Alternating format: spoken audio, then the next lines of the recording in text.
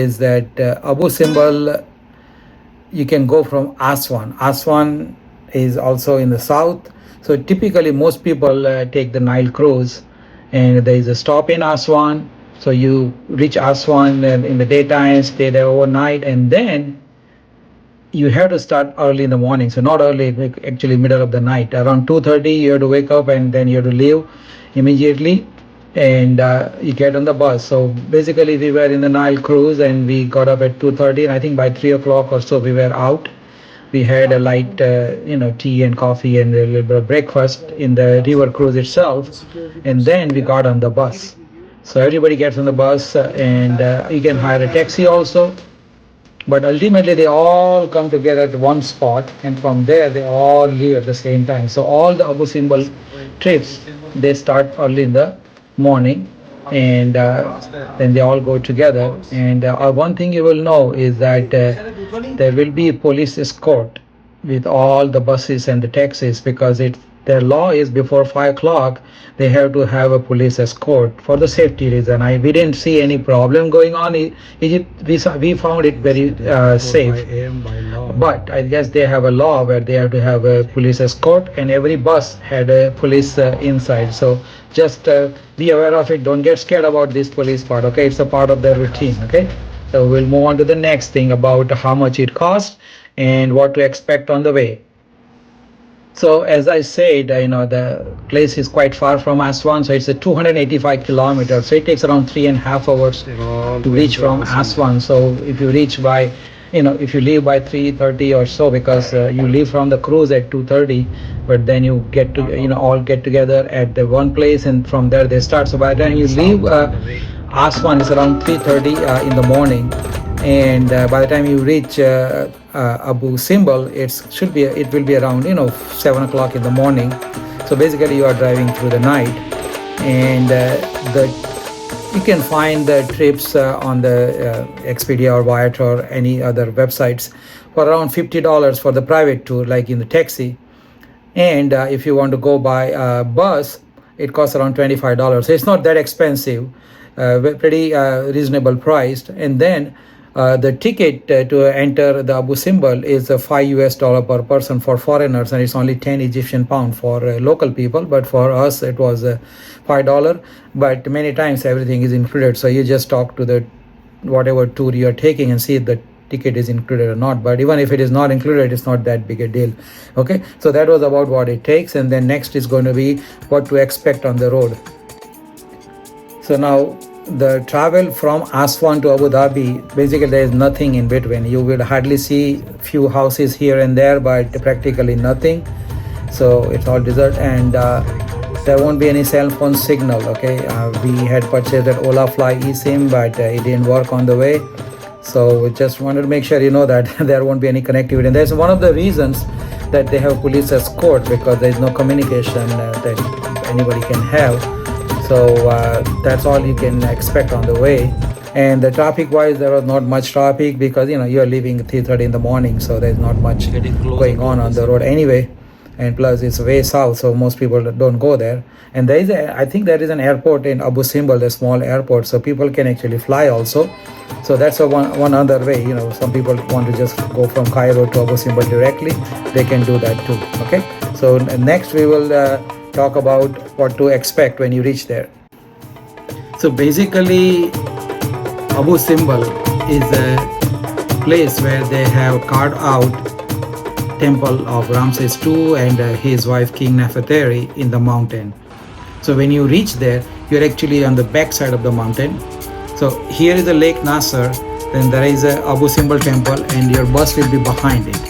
So when you come there, you don't see anything, because oh wow, there's nothing here. Yeah, there's nothing there. But you come in the back side of the mountain, there's a visitor center. So from the bus stop, you will walk around, maybe quarter of a kilometer or maybe half a kilometer at the most to the visitor center. And as I said, the ticket is $5 US dollar, around $5 per person. And if you're Egyptian, it's I think around 10 Egyptian pound, which is around, I guess, 50 cents or something. So you come there, and you will see security everywhere.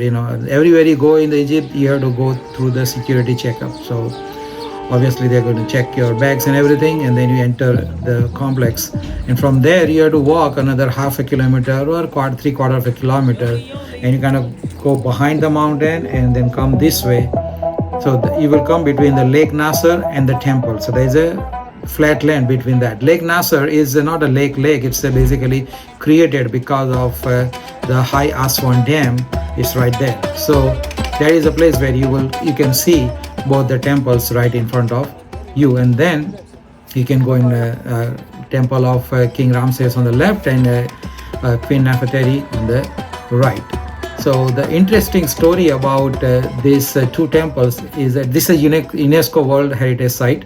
The interesting story is that they were actually not at that place. They are original, but they are not in the original place. They were way this way, close to the Lake Nasser, but because of the dam, the water started rising up. So what UNESCO did is an engineering marvel. They basically cut the whole thing into the pieces, like jigsaw puzzle, and move the whole mountain and the whole temple 65 meter higher from that land. You will see in the video and the pictures that I'm going to share here. So that is an amazing thing to see, that the UNESCO basically moved it there. And now I'll take you inside the temples and show you what exactly is there. So on the left side, when you're standing in front of the mountain, on the left side the temple is the temple of King Ramses, and right outside you can see there are 4 statues of King Ramses II, and they're all 20 meters high, so around 65 feet or so, and they're all the same guy sitting down and with his hand on the knees, and basically showing the power, because the whole purpose was to scare away people coming on the Nile from the Sudan side. It's like a display of the power and the divinity, 2 things, So that's the whole purpose of those statues, and those all 4 statues are like that, and near their feet there are some small statues which are their family members. So 2 on this side, 2 on this side, and then you go through the hallway into the temple. And when you go through the temple, you will see big pillars, and on that you will see statues of Ramses. And then interesting thing about this temple is that when you go in the sanctuary, you will see 4 different statues, and the sunlight twice a year goes straight on that. So that is called sun alignment days, and on that day if you go, the ticket is going to be $25. It's going to be crazy busy those days. I think it's October 22nd and February 22nd. So those 2 days are called sun alignment days. And inside the temple you will see the hieroglyphics as well as the pictures and depiction of war and divinity and war scenes and offering to the gods and things like that. So there are multiple rooms kind of branching off the main hallway, and you can spend as much as time you want, but it's a great, and inside near the hallway there are big statues of Ramses II standing like that. So it's a great place to see. And then you can come out and go to the temple of Queen Nefertari, which is next door.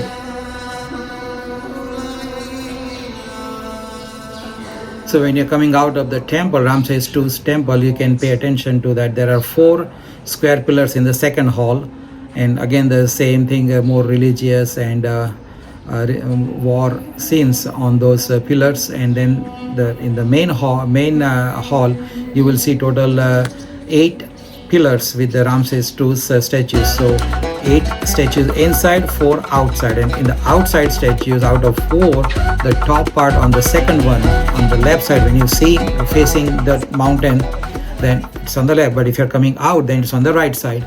The second statue, the top part has fallen off because of the earthquake, and the fallen part is actually sitting right there at the feet of the Ramses. So when you come out of the temple, when you go left, you can see Queen Nefertari temple, and right in front of you, you can see Lake Nasser. So when you walk towards, it is next door kind of a thing. So when you walk left, Queen Nefertari temple, when you reach there, you can see a big mountain, and same thing, but there are actually 6 statues instead of 4 in the King Ramses temple. Queen Nefertari has 6 statues, but not all of them are her. There are 2 of Nefertari and 4 of Ramses again. So 2 Ramses, there's a 1 Nefertari in between on one side, and then 2 Ramses and another Nefertari in between. So that total 6 statues right there. And then that temple is a smaller one, and the same thing, there's war scenes and religious and divinity scenes. So nothing different. And in the main hall there are 6 pillars. When you go in the Nefertari temple, there are 6 pillars, and same headed columns there. And in the hall you can see the picture that shows Nefertari being crowned by Isis, not Isis, ISIS, the goddess, and Hathor, Hathor, those 2 goddesses crowning Nefertari. So you can see those pictures, and then you can see Queen making offerings to the goddess. So this is the only place in Egypt where you can see the size of the statues outside the temple of Ramses and Nefertari. They're same size. They're all same size, 10 meters. So the one on the Ramses II was 20 meters, their own Ramses' own statues. But here, Ramses and Nefertari, they're 10 meters high. So there is a very unique thing that you can. It's a symbolic that equality. And there are a lot of colorful scenes in that, and hieroglyphics, inscriptions, and religious scenes and royal ceremonies on the walls. Both the temples, the similar thing. So it's a cool temple to watch. And then it takes maybe 20-30 minutes at the most, and you may finish in 5 minutes also if you want to. So the total time between 2 temples should not take more than an hour for you. Then you come out, and then you can go close to Lake Nasser. It's a nice area. It's not that great, but at least something to take some great pictures with the 2 mountains with the temples carved out, and then Lake Nasser. So you can take pictures there, just hang out a little bit there, and then you can go back to your bus stop. So I'm at Abu Simbel temple, and that is the Queen Nefertari temple, and that one is King Ramses. And then once you're in the bus, obviously you're going to get on the bus. So I think you will probably leave around 9:30, 10 o'clock, because when you come out, the path that you will go through is going to be full of vendors. So one thing you may notice that if you're in Egypt, that the vendors are very persistent, passionate, and sometimes pushy. So you have to really master the art of saying Lala, no, Lala. Okay, otherwise they will be after you for to sell something, and I don't blame them, because that's their livelihood. But you will go through the whole area. There's a lot of shops that you can buy souvenir. I mean, they're nice souvenirs. They're not expensive, so you're not going to spend your fortune doing that. So if you want to help local people out, you may want to buy some souvenir there, and then you can come out, and there is a place to eat some food also if you're hungry. And obviously you will reach your bus, and then bus will take off around 9:30, 10 o'clock, and it's 3.5 hours drive back. And when you go back, you will see like a fork road, and you will see the truck standing on the opposite side of the fork going to Sudan. So that is interesting thing, because those trucks, they stand in the line for a week or 2 at a time, because those are the goods truck, and they go by a ferry to Sudan, and they can only take 4 trucks at a time. So it takes a lot of patience for those truck drivers to just hang out there for a week or so, just standing in the line. So you can see in the video those lines. And then on the way back, you will go through Abu Simbel village. You might, if you are Saturday, you might get lucky to see some local market from the bus, where they sell everything from the livestock to the vegetables to the clothes, everything right there you can see from the bus. And then I think by 2:30, 3 o'clock you should be back to Aswan, latest by that, and then you can spend rest of the time looking around different places in Aswan. So I hope you like this video and helped you make a decision about whether it's worth going to Abu Simbel or not. I think it is, looking based on the time. It takes total 10 hours, because 3.5 hours to go, 3.5 hours to come back, and then another 2-3 hours at the most there. So around 10 hours it might take, but it's worth 10 hours. It doesn't take that much money, only 25 to 30, maybe $50 at the most if you buy souvenirs and things like that per person. So financially it is not that bad. Time wise, 10 hours, but it is worth it because you probably won't see anything like this anywhere else in the world, and obviously this is a UNESCO World Heritage Site. So I think you should go to Abu Simbel if the time permits, and you will be glad you did it. And if you like this, then just subscribe to the channel so that you can get more videos like this. And I'm signing off. This is Dr. Rakesh Shah and my wife Kashmira. We were in Egypt in November, and we'll share more videos about not only Egypt